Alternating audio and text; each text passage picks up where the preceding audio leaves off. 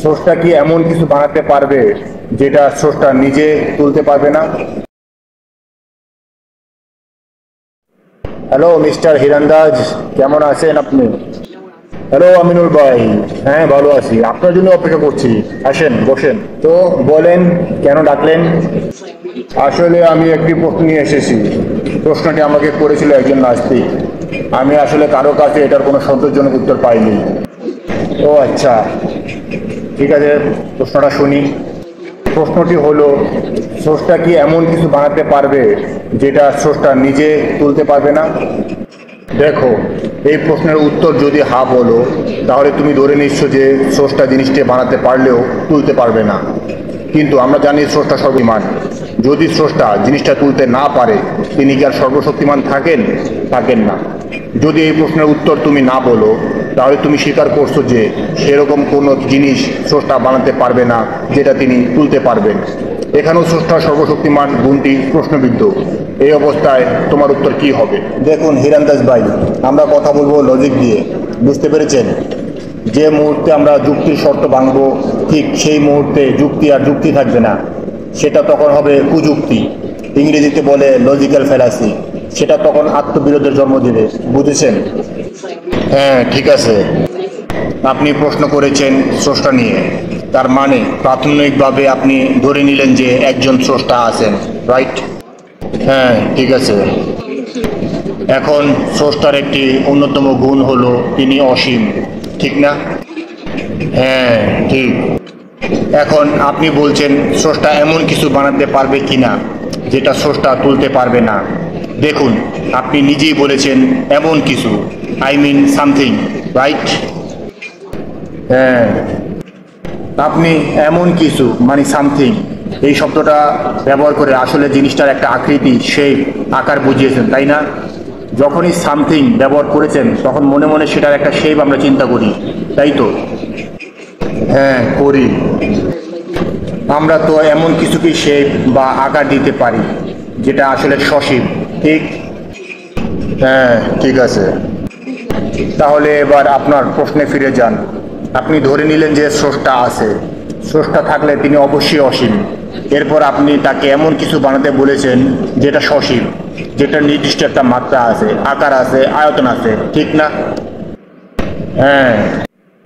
পরে আপনি শর্ত দিলেন তিনি সেটা তুলতে পারবেন না। দেখুন, আপনার প্রশ্নের লজিকটাই ঠিক নেই। একজন অসীম সত্তা একটি সসীম জিনিস তুলতে পারবে না, এটা তো পুরোটাই লজিকের বাইরের প্রশ্ন। খুবই হাস্যকর না? হ্যাঁ ঠিক আছে।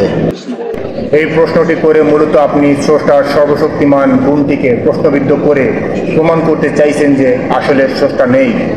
আপনি সর্বশক্তিমান ট্রাম্পটি দিয়ে বুঝাচ্ছেন যে স্রষ্টা মানেই এমন এক সত্তা যিনি যা ইচ্ছা তাই করতে পারেন, রাইট? হ্যাঁ, স্রষ্টা মানেই তো এমন কেউ যিনি যখন যা ইচ্ছা তাই করতে পারেন। আসলে সর্বশক্তিমান মানে এই না যে তিনি যখন যা ইচ্ছা তাই করতে পারেন। সর্বশক্তিমান মানে হলো তিনি নিয়মের মধ্যে থেকেই সবকিছু করতে পারেন, নিয়মের বাইরে গিয়ে তিনি কোনো কিছুই করেন না। এর মানে এই না যে তিনি সর্বশক্তিমান নন বা তিনি স্রষ্টা নন। এর মানে হলো এই, কিছু জিনিস তিনি করেন না, এটাও কিন্তু তার স্রষ্টা হবার গুণাবলী। স্রষ্টা হচ্ছেন সকল নিয়মের নিয়ন্ত্রক। এখন তিনি নিজেই যদি নিয়মের বাইরে হন, ব্যাপারটি তখন ডাবল স্ট্যান্ডার্ড হয়ে যায়। তার কিছু বৈশিষ্ট্য আছে, তিনি সেই বৈশিষ্ট্যগুলো অতিক্রম করেন না, সেগুলো হলো তার মোরালিটি। এগুলো আছে বলেই তিনি স্রষ্টা, না হলে তিনি স্রষ্টা থাকতেন না। স্রষ্টার এমন কি কাজ থাকতে পারে যা তিনি করেন না? স্রষ্টা কি মিথ্যা বলতে পারে, ওয়াদা ভঙ্গ করতে পারে, ঘুমাতে পারে, খেতে পারে? এগুলো স্রষ্টা পারেন না বা করেন না, কারণ এগুলো স্রষ্টার গুণের সাথে কন্ট্রাডিক্টরি। কিন্তু এগুলো করেন না বলে তিনি সর্বশক্তিমান নন? না, তিনি এগুলো করেন না কারণ এগুলো তার মোরালিটির সাথে যায় না। কিন্তু এমন জিনিস তিনি বানাতে পারবেন না কেন যেটা তিনি তুলতে পারবেন না? কারণ স্রষ্টা যদি এমন জিনিস বানান যেটা তিনি তুলতে পারবেন না, তাহলে জিনিসটাকে অবশ্যই স্রষ্টার চেয়েও বেশি শক্তিশালী হতে হবে। স্রষ্টা যে মুহূর্তে এরকম জিনিস বানাবেন, সেই মুহূর্তে তিনি স্রষ্টা হবার অধিকার হারাবেন। তখন স্রষ্টা হয়ে যাবে তার চেয়েও বেশি শক্তিশালী ওই জিনিসটি। কিন্তু এটা তো স্রষ্টার নীতির বিরুদ্ধে, তিনি এটা কিভাবে করবেন? তাহলে এমন জিনিস কি থাকা উচিত নয় যেটা স্রষ্টা বানাতে পারলেও তুলতে পারবে না? এমন জিনিস অবশ্যই থাকতে পারে, তবে যেটা থাকা উচিত নয় তা হলো এমন প্রশ্ন। কেন? যদি আপনাকে আমি জিজ্ঞেস করি নীল রঙের স্বাদ কেমন, কি বলবেন? বা 9 সংখ্যাটির ওজন কত মিলিগ্রাম, কি বলবেন? নীল রঙের আবার স্বাদ কি? 9 সংখ্যাটির ওজনই হবে কি করে? নীল রঙের স্বাদ কিংবা 9 সংখ্যাটির ওজন আছে কি নেই তা পরের ব্যাপার, থাকতেও পারে নাও থাকতে পারে। তবে যেটা থাকা উচিত নয় সেটা হলো নীল রং এবং 9 সংখ্যা নিয়ে এই ধরনের প্রশ্ন। ফাইনালি আপনাকে একটা প্রশ্ন করি, আপনার কাছে দুটি অপশন আছে, হয় হ্যাঁ বলবেন নয়তো না। আচ্ছা, আপনি কি আপনার বউকে পেটানো বন্ধ করেছেন? হ্যাঁ। তার মানে আপনি একসময় বউকে পেটাতেন? আরে না না না। হ্যাঁ না হলে কি না? না। তার মানে আপনি এখনো বউ পিটান?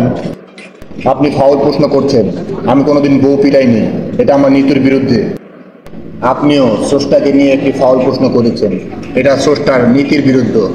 আমার প্রশ্নের উত্তর আপনি যদি হ্যাঁ বলেন তাহলে স্বীকার করে নিচ্ছেন যে আপনি এক সময় বউ পিটাতেন, যদি না বলেন তাহলে স্বীকার করে নিচ্ছেন আপনি এখনো বউ পিটান। আপনি না হ্যাঁ বলতে পারছেন, না পারছেন না বলতে, কিন্তু আদতে আপনি বউ পিটান না, এটা আপনার নীতির বিরুদ্ধে। সুতরাং এমত অবস্থায় আপনাকে এরকম প্রশ্ন করা উচিত না, এটা লজিক্যাল ফ্যালাসির মধ্যে পড়ে যায়। ঠিক সেরকম স্রষ্টাকে ঘিরেও এরকম প্রশ্ন থাকা উচিত নয়, কারণ এই প্রশ্নটি নিজে নিজের আত্মবিরোধ। নীল রঙের স্বাদ কেমন বা 9 সংখ্যার ওজন কত মিলিগ্রাম, এরকম প্রশ্ন যেমন লজিক্যাল ফ্যালাসি এবং এই ধরনের প্রশ্ন যেমন থাকা উচিত নয়, তেমনি স্রষ্টা এমন কিছু বানাতে পারবে কি না যেটা স্রষ্টা উঠাতে পারবে না, এটাও একটা লজিক্যাল ফ্যালাসি, কুযুক্তি। এরকম প্রশ্ন থাকাও উচিত নয়। বুঝলাম। তো ধন্যবাদ আপনাকে এরকম সুন্দরভাবে আমাকে বোঝানোর জন্য। ঠিক আছে, তাহলে চলেন আজকে উঠি।